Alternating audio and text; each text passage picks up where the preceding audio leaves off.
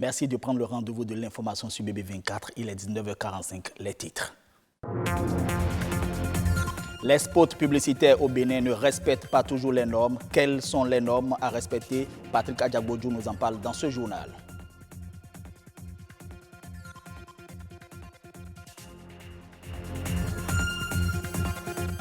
Les résidus d'insecticides constituent une menace pour l'écosystème aquatique. Les chercheurs de l'université d'Abomey-Calavi se sont intéressés au sujet. Vous aurez dans cette édition les résultats des recherches dans ce journal. Vivre avec le VIH pour le restant de sa vie, une éventualité à ne pas écarter pour les personnes porteuses de cette pathologie. Un reportage pour mieux nous informer dans ce journal.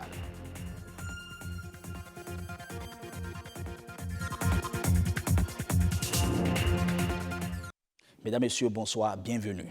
Ils sont présents dans la grille des programmes de télévision. Les spots publicitaires sont parfois accessibles et appréciés de tous. Il n'est pas rare de constater que certains spots télévisés ne respectent ni la durée, ni le fond, et même la forme selon les normes internationales. Quelles sont alors la durée d'un spot publicitaire visuel? Réponse dans cet élément de Jules Akwekou et Patrick Adjagbodjou.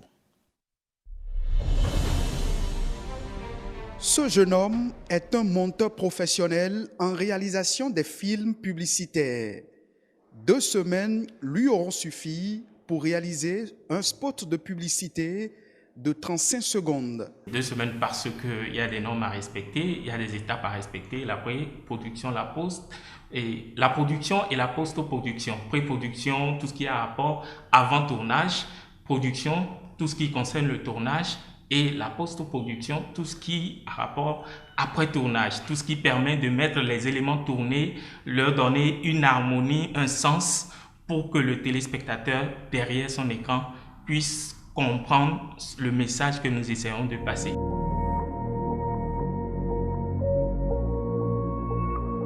Le spot publicitaire, une production audiovisuelle devenue l'un des moyens efficaces pour la visibilité d'un produit, d'une marque ou du label des entreprises. Lorsqu'on parle de production audiovisuelle publicitaire, il s'agit de productions audiovisuelles qui vont dans le genre d'une technique de communication qui cherche à influencer les consommateurs afin qu'ils adoptent un comportement voulu par un annonceur qui a payé pour la publicité.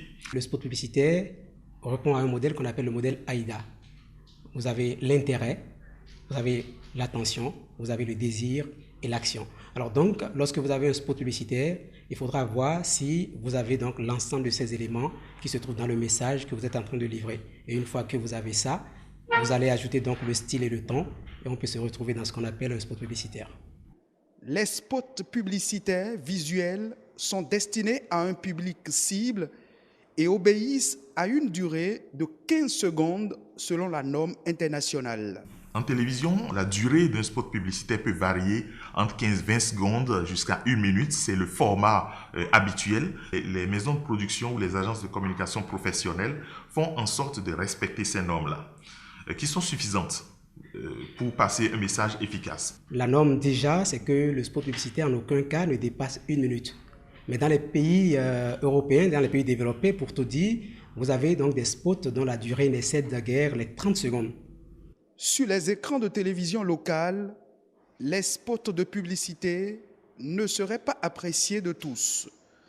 La qualité et parfois le manque de professionnalisme en sont souvent les raisons évoquées. Les spots qui passent sur nos chaînes, généralement, ont l'air ennuyeux parce que les étapes successives, le process n'est pas respecté. Il nous faut d'abord quelqu'un pour écrire un synopsis parce que ça commence à partir de là. Vous avez de jeunes qui veulent tout simplement s'essayer. Donc, ils se sont appropriés l'outil informatique et ils estiment donc que cela est suffisant pour commencer donc à réaliser, à produire donc des messages publicitaires. Et pour l'essentiel, donc, on passe à côté. Si nous avons des productions qui ne respectent pas les normes, c'est en général chez nous parce qu'il manque de professionnels, parce que les gens ne savent pas, parce qu'ils ne connaissent pas forcément le métier. Voilà pourquoi, effectivement, il faut former, il faut informer. Et puis, il faut de plus en plus avoir des agences professionnelles. Plus besoin de nier l'importance des spots publicitaires dans la visibilité du label des entreprises. Reste maintenant que la publicité sur les chaînes de télévision locales s'adapte aux nouvelles réalités du numérique.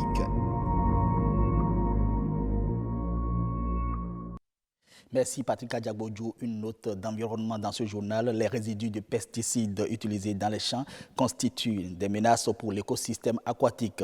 Une recherche réalisée par une chercheure à l'Université Polytechnique d'Abomey-Calavi a révélé des résultats assez probants exposés lors de la célébration des 40 ans de l'EPAC.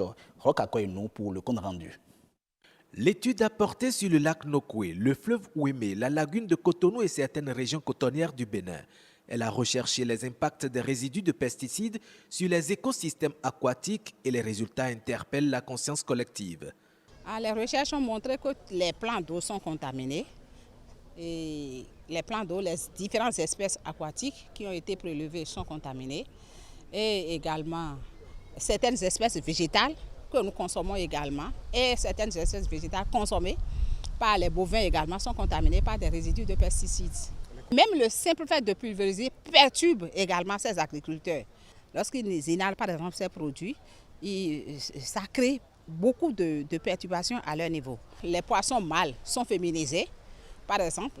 Et si les poissons mâles sont féminisés et que tout est féminisé dans le milieu, je crois que la production, la reproduction, le taux de poissons dans les plans d'eau vont diminuer.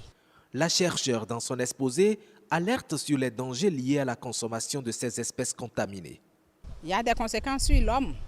La consommation de ces résidus de pesticides, ça agit sur le système nerveux. Ça provoque une perturbation au niveau de la spermatogenèse. Quand il y a une perturbation au niveau de la spermatogenèse, il y a le problème de fertilité qui se pose, aussi bien chez l'homme que chez la femme.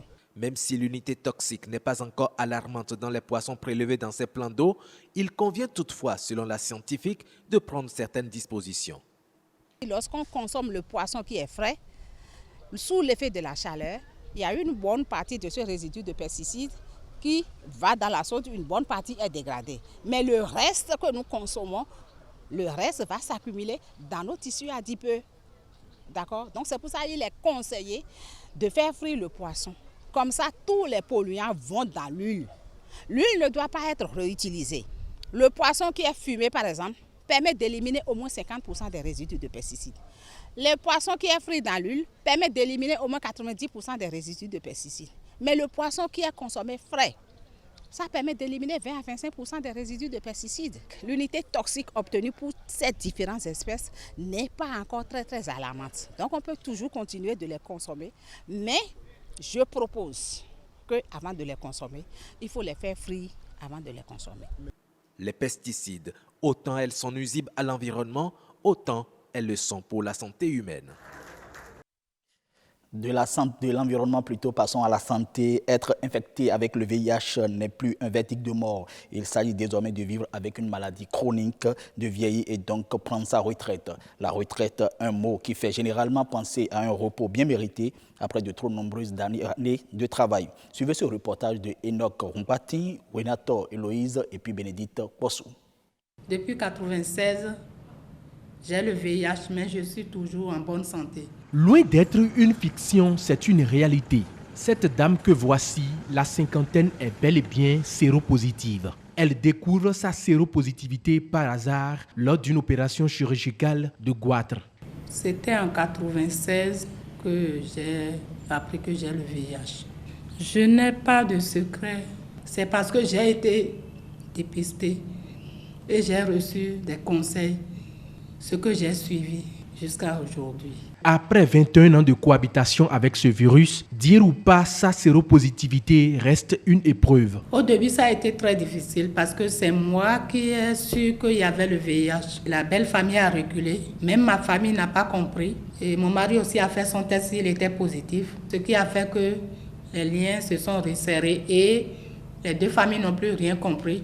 Aujourd'hui, il est bien possible de vivre pendant longtemps avec le VIH-Sida grâce aux nombreux traitements disponibles. La protection et la promotion des droits des personnes vivant avec le VIH-Sida sont nécessaires. D'où le thème choisi cette année, Ma santé, mes droits. Le Fonds mondial qui prend en charge les vivres, mais les vivres dont on parle, c'est pour une minorité de personnes. Quand on prend les médicaments, c'est vrai qu'on a besoin de manger.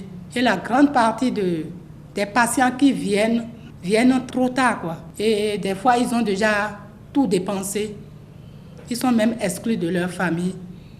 Et si l'État peut vraiment les appuyer en vivre pour jusqu'à leur rétablissement dans la vie active, ce serait une bonne chose.